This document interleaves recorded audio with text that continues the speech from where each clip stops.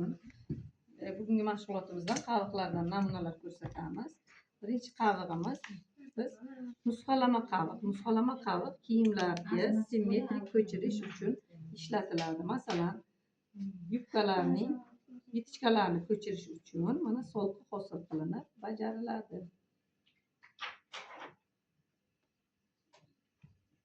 So'lqi uzunligi 1-2 santimetrdan, qaviqning uzunligi 3-4 santimetrni tashkil qiladi.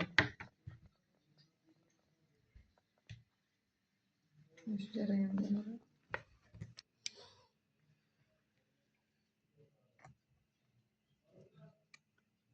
har bir qavig'imiz nusxa ko'chirish uchun qulay bo'lishi uchun bu vaqtincha qaviq bo'lganligi uchun gazlamaning rangidan ipning rangi farq qilib turish kerak ekan.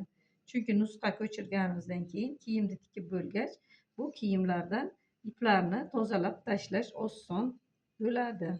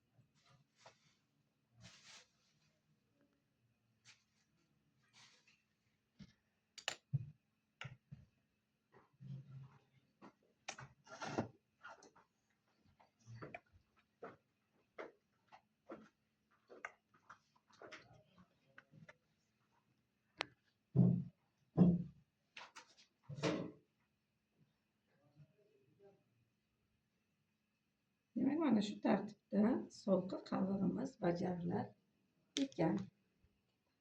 Demak, nusxa ko'chirish uchun oson bo'lish uchun qavig'imizni tugatgach, biz kesamiz. Ikkinchi ko'rsatmoqchi bo'lgan qavig'im bu demak iroqsimon qaviq bo'ladi. Iroqsimon qavig'imiz bolalar kiyimi yeng uchlarida va ayollar ko'ylagi, etak va yeng uchlariga tikib bajarish mumkin. Buning uchun demak biz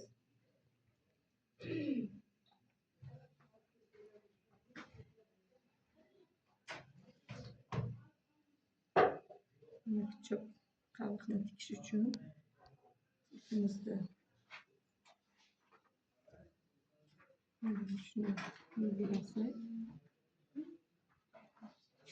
qaytarib olamiz. Yana 5 santimetrda iziga qaytib, qavig'imiz uzunligi 3-4 santimetr tashkil qiladi.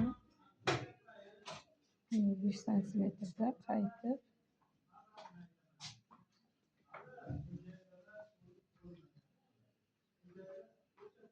yana qaytaradi.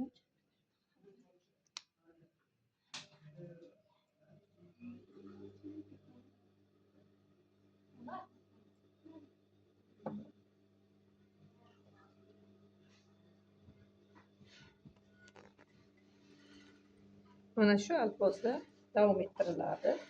Qaviq orqasi mana shu ko'rinishda tashkil